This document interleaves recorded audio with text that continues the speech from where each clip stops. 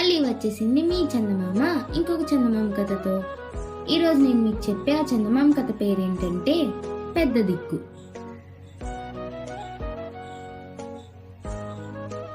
సింహాచలం ఒక చిన్న గ్రామంలో ఉంటూ పట్నంలోని గురవయ్య కిరాణా దుకాణంలో పద్దులు రాసే ఉద్యోగం చేస్తూ ఉండేవాడు. అతడి జీతం నెలకు 200 రూపాయలు. చిన్నతనంలో తల్లిదండ్రులు పోగా అతన్ని పినతల్లి మీనాక్షి పెంచి పెద్ద చేసింది. ఆమెకొక కూతురు. పెళ్లిడు రాగానే కూతురుకు వివాహం చేసి అత్తవారింటికి పంపి తాను మాత్రం సింహాచలం ఇంట్లోనే ఉంటున్నది. సింహాచలం ఏమాత్రం అందగాడు కాదు, పైపెచ్చు చిన్న జీతగాడు. అయినా అతడి పెళ్లి మంచి అందచందాలు గల లావణ్యతో జరిగింది. అందుకు కారణం లావణ్య తల్లిదండ్రులు పేదవాళ్లు కావడం.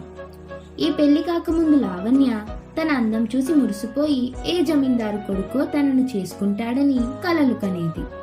సింహాచలంతో పెళ్లి ఆమెకు ఏమాత్రం ఇష్టం లేదు. సింహాచలం పిన్ని మీనాక్షి తన తల్లిదండ్రులను పెద్ద కట్నం కోరాలని, ఆ విధంగా ఈ పెళ్లి తప్పిపోవాలని ఆమె ఎందరో దేవుళ్లకు మొక్కుకున్నది. అయితే మీనాక్షి మాత్రం లావణ్య తల్లిదండ్రులతో మా నుంచి కట్న కానుకల ప్రసక్తే ఉండదు, ఈ శుభ సమయంలో దాని సంగతి మర్చిపోదామన్నది. ఈ మాట విని లావణ్య కుంగిపోయింది. ఆమె తల్లిదండ్రులు పొంగిపోయారు. ఈ విధంగా లావణ్యకు ఇష్టం లేని పెళ్లి జరిగిపోయింది. అందువల్ల కాపురానికి వచ్చిన రోజు నుంచి ఆమె కట్నం కోరని మీనాక్షిని శత్రువుని చూసినట్టు చూడసాగింది. నెల తిరగకుండానే ఒకనాటి రాత్రి ఆమె సింహాచలంతో, ఈ రోజుల్లో సొంత అత్తల్నే చూసేవాళ్ళు లేరు, ఇక పినత్తగారికి ఊడిగం చేసేదెవరు? మీ పిన్నిని వాళ్ళ కూతురు దగ్గరికి వెళ్ళమని చెప్పు అన్నది. ఈ మాటలకు సింహాచలం నొచ్చుకొని, అదేం మాట, మా పిన్ని మనకు ఇంట్లో పెద్ద దిక్కుగా ఉంటుంది కదా అన్నాడు. ఆ జవాబుకు లావణ్య విసుక్కుంటూ, మనకే తిండికి దిక్కు లేదు, నీదేమన్నా సముద్ర వ్యాపారమా? ఈ కరువు కాలంలో తిండి దండగా మనుషుల్ని ఎంతకని పోషిస్తాం అన్నది. పక్క గదిలో నిద్రపోతూ మంచినీళ్ళ కోసం లేచిన మీనాక్షి ఈ మాటలు విన్నది. ఆమె తెల్లవారుతూనే ఏ కారణం చెప్పకుండా కూతురి ఇంటికి ప్రయాణం కట్టింది. సింహాచలానికి ఇది చాలా కష్టం అనిపించినా భార్య నోటికి భయపడి అతడేమీ మాట్లాడలేకపోయాడు. అతడు బాడుగు బండిలో పినతల్లిని ఆమె కూతురి ఇంట దిగవిడిచి పట్నం చేరేసరికి చాలా ఆలస్యం అయిపోయింది. ఆ కారణంగా అతడు బాగా పొద్దుపోయే వరకు దుకాణంలో ఉండవలసి వచ్చింది. పట్నం నుంచి అతడి పల్లెకు మామూలు దారి కాకుండా మరొక అడ్డదారి ఉన్నది. తొందరగా ఇల్లు చేరాలన్న ఆత్రంలో అతను జనం మసలని ఆ అడవి దారి పట్టాడు. సింహాచలం అడవి మధ్య ఉండగానే చీకటి పడింది.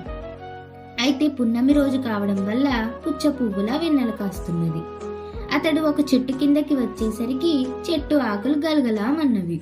ఆ వెంటనే ఆకుల మధ్య నుంచి వారెవరో రావాలి, వారికి అడిగింది ఇవ్వాలి అంటూ కర్ణ కఠోరమైన గొంతుతో ఒక పాట వినిపించింది.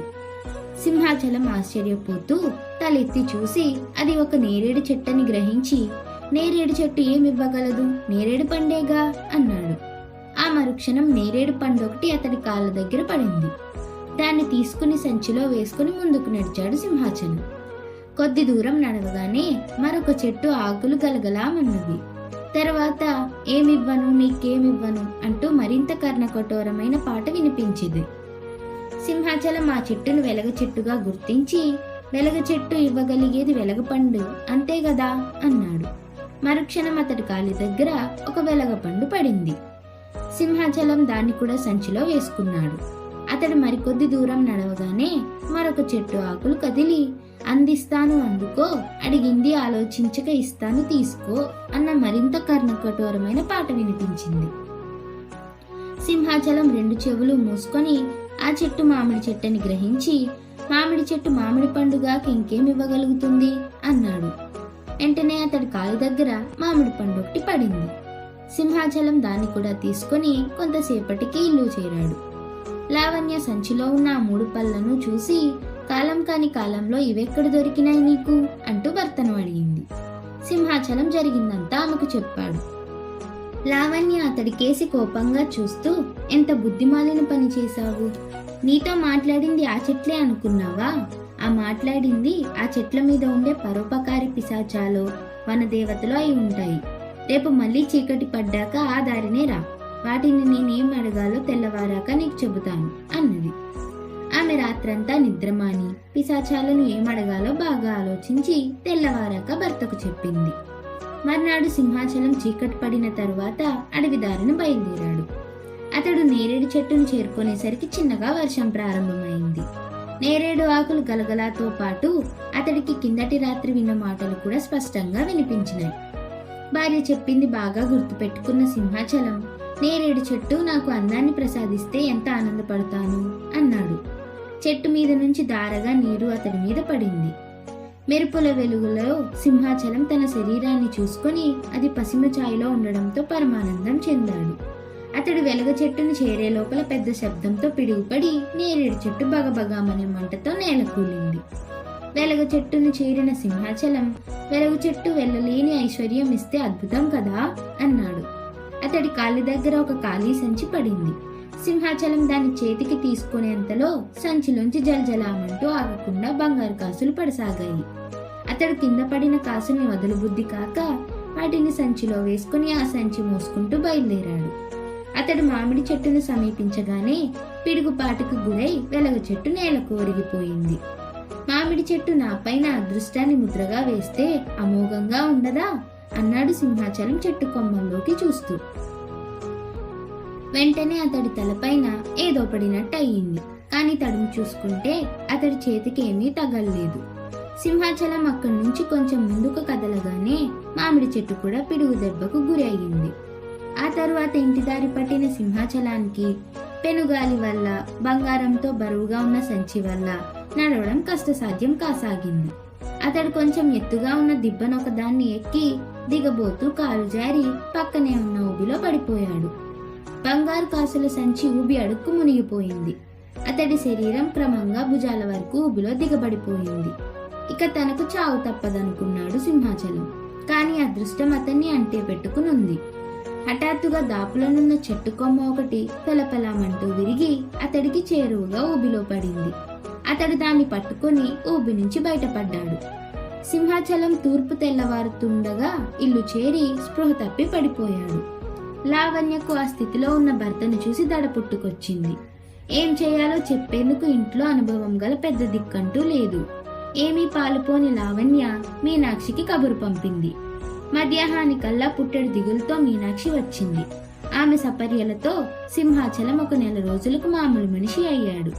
అతడికి అడవిలో లభించిన బంగారం, పచ్చని శరీర ఛాయ పోగా కొత్తగా శరీరం మీద అక్కడక్కడ మానిన గాయపు మచ్చలు మాత్రం మిగిలినాయి.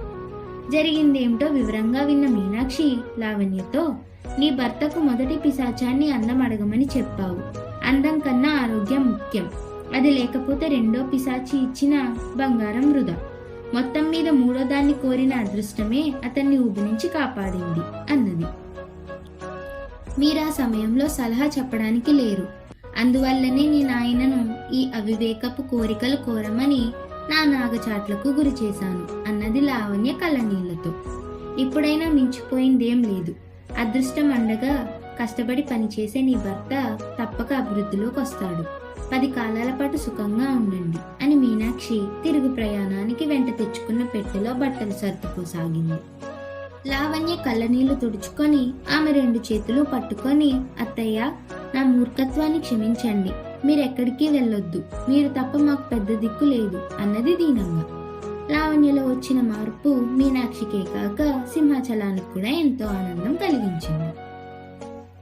అలా కథ కంచికి మనం ఇంటికి.